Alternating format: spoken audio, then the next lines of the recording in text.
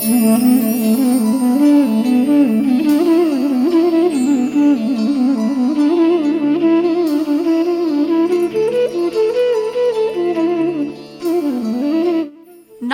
ಪ್ರಾರಂಭವಾದಾಗ ತರ್ಕವು ತಲೆಬಾಗುತ್ತೆ ಮತ್ತು ಭಾರತದಲ್ಲಿ ದೇವರು ಕೇವಲ ಧರ್ಮ ಗ್ರಂಥಗಳಲ್ಲಿ ವಾಸಿಸೋದಿಲ್ಲ. ಅವನು ನಡೆಯುತ್ತಾನೆ, ಆಶೀರ್ವದಿಸುತ್ತಾನೆ, ರಕ್ಷಿಸುತ್ತಾನೆ ಮತ್ತು ತನ್ನ ಉಪಸ್ಥಿತಿಯನ್ನ ಮತ್ತೆ ಮತ್ತೆ ಸಾಬೀತುಪಡಿಸುತ್ತಾನೆ ಎಂಬ ಮಾತೊಂದಿದೆ. ಶತಮಾನಗಳಿಂದಲೂ ಭಾರತೀಯ ನಾಗರಿಕತೆಯು ಅತೀಂದ್ರಿಯ ಸತ್ಯಗಳು, ದೈವಿಕ ಶಕ್ತಿಗಳ ಹಲವು ಪವಾಡಗಳ ನೆಲೆಯಾಗಿದೆ. ವಿಜ್ಞಾನವು ಪುರಾವೆಗಳನ್ನ ಬಯಸುತ್ತದೆಯಾದರೂ ನಂಬಿಕೆಯ ಜ್ವಾಲೆಯನ್ನ ಬೆಳಗಿಸಲು ಒಂದೇ ಒಂದು ಕಿಡಿ ಸಾಕಾಗುತ್ತೆ. ಈ 6 ಕುರುಹುಗಳು ದೇವರ ಇರುವಿಕೆಯನ್ನ ಸಾಕ್ಷೀಕರಿಸ್ತಾ ಇದ್ದು ವಿಜ್ಞಾನಕ್ಕೂ ಇದು ಸವಾಲಾಗಿದೆ. ಎಂದಿಗೂ ಹಾಳಾಗದ ಗಂಗಾ ನದಿಯ ನೀರು. ಗಂಗಾ ನದಿ ಹೆಸರು ಕೇಳದ ಭಾರತೀಯರೇ ಇಲ್ಲ. ಭಾರತದ ಧಾರ್ಮಿಕತೆ ಇತಿಹಾಸದಲ್ಲಿ ಹಾಸುಹೊಕ್ಕಾಗಿರುವ ಗಂಗಾ ನದಿಯನ್ನು ದೇವರ ಸ್ಥಾನದಲ್ಲಿ ನೋಡ್ತೇವೆ. ಗಂಗಾ ಸ್ನಾನದಷ್ಟು ಪವಿತ್ರ ಸ್ನಾನ ಬೇರೆ ಯಾವುದಿಲ್ಲ ಅಂತಾರೆ. ಗಂಗಾ ನದಿಯಲ್ಲಿ ಸ್ನಾನ ಮಾಡಿದ್ರೆ ಮೋಕ್ಷ ಪ್ರಾಪ್ತಿ ಎನ್ನುತ್ತಾರೆ. ಗಂಗಾ ನದಿಯ ನೀರು ಎಂದಿಗೂ ಹಾಳಾಗುವುದಿಲ್ಲ ಎಂಬ ಪ್ರತೀತಿ ಇದೆ. ಗಂಗಾ ನದಿಯ ನೀರನ್ನು ಬಾಟಲಿಯಲ್ಲಿ ಸಂಗ್ರಹಿಸಿ ವರ್ಷಗಳ ಕಾಲ ಸಂಗ್ರಹಿಸಿದಾಗ ಅದು ಎಂದಿಗೂ ದುರ್ವಾಸನೆ ಬೀರೋದಿಲ್ಲ ಅಥವಾ ಕೀಟಗಳನ್ನು ಆಕರ್ಷಿಸೋದಿಲ್ಲ. ಕೆಲವೇ ದಿನಗಳಲ್ಲಿ ಕೊಳೆಯುವ ಇತರ ನದಿ ನೀರಿನಂತಲ್ಲದೆ ಗಂಗಾಜಲವು ತಾಜಾತನ, ಶುದ್ಧತೆ ಮತ್ತು ಸುವಾಸನೆಯನ್ನ ಉಳಿಸಿಕೊಳ್ಳುತ್ತೆ. ವಿಜ್ಞಾನಕ್ಕೂ ಸವಾಲಾದ ಗಂಗಾ ನದಿ ನೀರು. ಗಂಗಾ ನದಿಯಲ್ಲ, ಬದಲಾಗಿ ಜೀವಂತ ದೇವತೆ.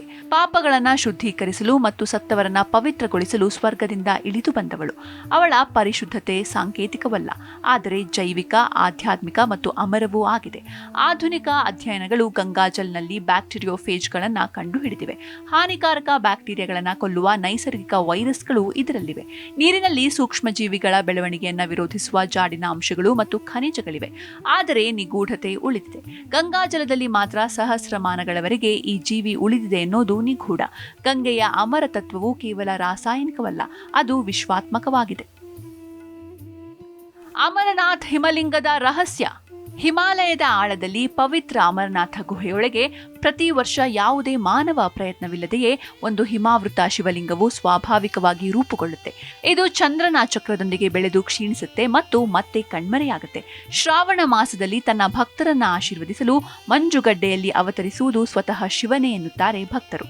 ಪ್ರತಿ ವರ್ಷ ಸಾವಿರಾರು ಜನರು ಭಗವಂತನನ್ನ ತನ್ನ ಶುದ್ಧ ನಿರಾಕಾರ ರೂಪದಲ್ಲಿ ವೀಕ್ಷಿಸಲು ಕಠಿಣ ತೀರ್ಥಯಾತ್ರೆ ಕೈಗೊಳ್ತಾರೆ. ಪ್ರತಿ ವರ್ಷ ಅದೇ ಸಮಯಕ್ಕೆ ಶಿವಲಿಂಗ ಉದ್ಭವ. ನೈಸರ್ಗಿಕ ಗುಹೆಯ ಛಾವಣಿಯಿಂದ ನೀರಿನ ಹನಿಗಳು ನೈಸರ್ಗಿಕವಾಗಿ ತೊಟ್ಟಿಕ್ಕೋದ್ರಿಂದ ಈ ರಚನೆ ಉಂಟಾಗುತ್ತೆ. ಇದು ಶೂನ್ಯಕ್ಕಿಂತ ಕಡಿಮೆ ತಾಪಮಾನದಲ್ಲಿ ಹೆಪ್ಪುಗಟ್ಟುತ್ತೆ. ಆದರೂ ಶಿವಲಿಂಗದ ಪರಿಪೂರ್ಣ ಆಕಾರ, ಚಂದ್ರನ ಲಯ ಮತ್ತು ಪ್ರತಿ ವರ್ಷ ಅದೇ ನಿಗದಿತ ದಿನಗಳಂದು ಮತ್ತೆ ಮತ್ತೆ ಉದ್ಭವಿಸೋದು ಹಿಮನದಿಯ ಮಾದರಿಗಳನ್ನ ಧಿಕ್ಕರಿಸುತ್ತೆ. ಮಂಜುಗಡ್ಡೆಯು ಬೇಗ ಕರಗುತ್ತೆ, ಆದರೆ ಅದು ಮಾನವ ಸ್ಪರ್ಶವಿಲ್ಲದೆ ಶಿವನ ಲಿಂಗವನ್ನು ರೂಪಿಸಿದಾಗ ಅದು ಒಂದು ಪವಾಡವಾಗುತ್ತೆ. ರೂಪ ಮತ್ತು ನಿರಾಕಾರದ ನಡುವಿನ ಗಡಿಗಳನ್ನ ಕರಗಿಸುತ್ತೆ.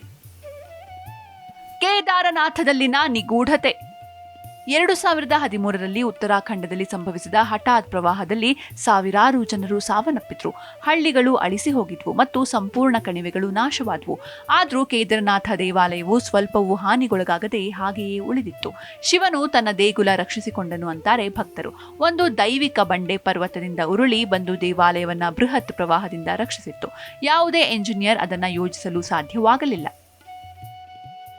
ಪ್ರವಾಹಕ್ಕೂ ಬೆಚ್ಚದೆ ಗಟ್ಟಿಯಾಗಿ ನಿಂತ ದೇಗುಲ. ಭೂವೈಜ್ಞಾನಿಕ ವಿಶ್ಲೇಷಣೆಯು ಬಂಡೆಯು ಶಿಲಾಖಂಡ ರಾಶಿಗಳ ಹರಿವನ್ನ ಬೇರೆಡೆಗೆ ತಿರುಗಿಸಿತ್ತು ಎಂದು ಒಪ್ಪುತ್ತೆ. ಆದರೆ ಅದು ಆ ಕ್ಷಣದಲ್ಲಿ ಏಕೆ ಬಂತು? ಸಿಮೆಂಟ್ ಇಲ್ಲದೆ ನಿರ್ಮಿಸಲಾದ 1000 ವರ್ಷಗಳಷ್ಟು ಹಳೆಯದಾದ ದೇವಾಲಯವು ಗಟ್ಟಿಯಾಗಿ ನಿಂತಿದ್ದೇಕೆ? ಆಧುನಿಕ ಕಟ್ಟಡಗಳು ಕುಸಿದು ಬಿದ್ದಾಗ ಈ ದೇಗುಲ ಏಕೆ ಉಳಿದುಕೊಂಡಿತ್ತು? ಶಿವನ ಸಾನ್ನಿಧ್ಯವು ವಾಸ್ತುಶಿಲ್ಪೀಯವಲ್ಲ, ಅದು ಶಾಶ್ವತತೆಯಲ್ಲಿ ನೆಲೆಗೊಂಡಿದೆ. ಪುರಿ ದೇಗುಲದ ಧ್ವಜ ಹಾರಾಟ. ಪುರಿಯ ಜಗನ್ನಾಥ ದೇವಾಲಯದಲ್ಲಿ ಮುಖ್ಯ ಶಿಖರದ ಮೇಲಿರುವ ಧ್ವಜವು ಗಾಳಿಯ ವಿರುದ್ಧ ದಿಕ್ಕಿನಲ್ಲಿ ಹಾರುತ್ತೆ. ಪ್ರತಿದಿನ ಈ ವಿಸ್ಮಯ ಜರುಗುತ್ತೆ. ಇದು ದೈವಿಕ ಪವಾಡವಾಗಿದ್ದು ದೇವರ ಸನ್ನಿಧಿಯಲ್ಲಿ ಪ್ರಕೃತಿ ಶರಣಾಗುತ್ತೆ ಎಂಬುದರ ಸೂಕ್ಷ್ಮ ಜ್ಞಾಪನೆ ಅಂತಾರೆ ಭಕ್ತರು. ದೇವಾಲಯವು ಜೀವಂತ ಶಕ್ತಿಯ ಕೇಂದ್ರವಾಗಿದ್ದು ಅಲ್ಲಿ ದೈವಿಕ ನಿಯಮಗಳು ಭೌತಿಕ ನಿಯಮಗಳನ್ನು ಮೀರುತ್ತವೆ. ಗಾಳಿಯ ವಿರುದ್ಧ ಧ್ವಜ ಹಾರಾಡುವುದೇಕೆ? ಎತ್ತರದ ಪ್ರದೇಶಗಳಲ್ಲಿ ಗಾಳಿಯ ಮಾದರಿಗಳು ಅನಿಯಮಿತವಾಗಿ ವರ್ತಿಸಬಹುದು. ವಿಶೇಷವಾಗಿ ಕರಾವಳಿ ಪ್ರದೇಶಗಳಲ್ಲಿ ಈ ರೀತಿ ಆಗುತ್ತೆ.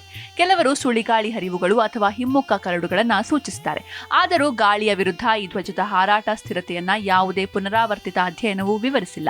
ಗಾಳಿಯೂ ಸಹ ಜಗನ್ನಾಥನಿಗೆ ನಮಸ್ಕರಿಸಿದಾಗ ಅದು ಭೌತಶಾಸ್ತ್ರವಲ್ಲ, ಬದಲಾಗಿ ದೈವದ ಲೀಲೆ ಎನ್ನುತ್ತಾರೆ.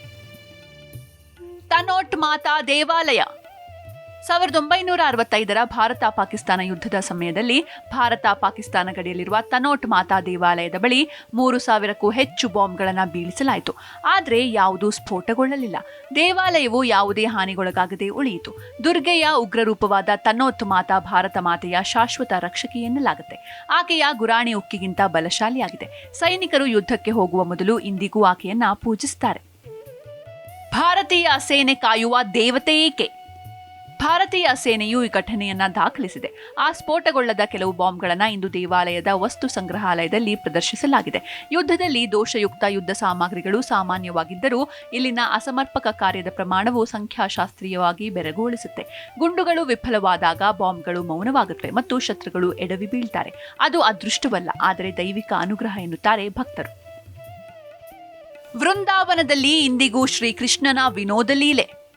ವೃಂದಾವನದಲ್ಲಿ, ವಿಶೇಷವಾಗಿ ನಿಧಿವನದಲ್ಲಿ ರಾತ್ರಿಯ ವೇಳೆ ಯಾರಿಗೂ ಉಳಿದುಕೊಳ್ಳಲು ಅವಕಾಶವಿಲ್ಲ. ಶ್ರೀಕೃಷ್ಣ ಇನ್ನೂ ಗೋಪಿಕೆಯರೊಂದಿಗೆ ನೃತ್ಯ ಮಾಡ್ತಾನೆ ಎಂದು ನಂಬಲಾಗಿದೆ.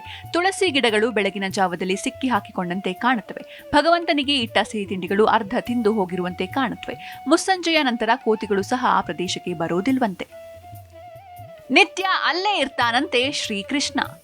ಕೃಷ್ಣನು ಎಂದಿಗೂ ವೃಂದಾವನವನ್ನ ತೊರೆದಿಲ್ಲ. ಅವನ ದೈವಿಕ ಸಾನ್ನಿಧ್ಯವು ಪ್ರತಿದಿನ ಅಲ್ಲೇ ತೋರುತ್ತದೆಯಂತೆ. ಒಂದು ವೇಳೆ ನಿಯಮಧಿಕ್ಕರಿಸಿ ರಾತ್ರಿ ಇಡೀ ಇರಲು ಪ್ರಯತ್ನಿಸುವವರು ಸಾಮಾನ್ಯವಾಗಿ ಹುಚ್ಚುತನ, ಕುರುಡುತನ ಅಥವಾ ಆಘಾತಕ್ಕೆ ಒಳಗಾಗ್ತಾರೆ ಎಂಬ ನಂಬಿಕೆಯೂ ಇದೆ. ನಿಧಿವನಕ್ಕೆ ಭೇಟಿ ನೀಡಿದ ನಂತರ ವಿವರಿಸಲಾಗದ ಶಬ್ದಗಳು, ವಸ್ತುಗಳಲ್ಲಿನ ಬದಲಾವಣೆಗಳು ಮತ್ತು ಬದಲಾದ ಸ್ಥಿತಿಗಳನ್ನು ಪುರೋಹಿತರು, ಭಕ್ತರು ಮತ್ತು ಸಂದರ್ಶಕರು ಹಲವಾರು ವರದಿಗಳಲ್ಲಿ ವಿವರಿಸಿದ್ದಾರೆ.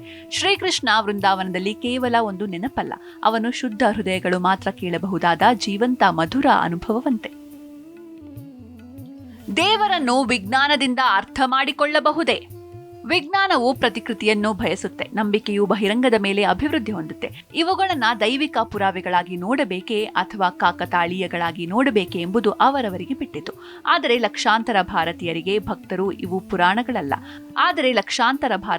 ಇವು ಪುರಾಣಗಳಲ್ಲ, ಆದರೆ ಜೀವಂತ ದೇವರ ನೆನಪುಗಳು. ದೇವರ ಪವಾಡ ದೈವಿ ಶಕ್ತಿಯ ಇರುವಿಕೆ ಎನ್ನುತ್ತಾರೆ. ದೇವರ ಇರುವಿಕೆಯನ್ನು, ಆತನ ಪವಾಡಗಳನ್ನ ತರ್ಕದಿಂದ ಅರ್ಥ ಮಾಡಿಕೊಳ್ಳಲಾಗುವುದಿಲ್ಲ, ಆದರೆ ನಂಬಿಕೆಯಿಂದ ಅರ್ಥ ಮಾಡಿಕೊಳ್ಳಬಹುದು ಎನ್ನಲಾಗುತ್ತೆ.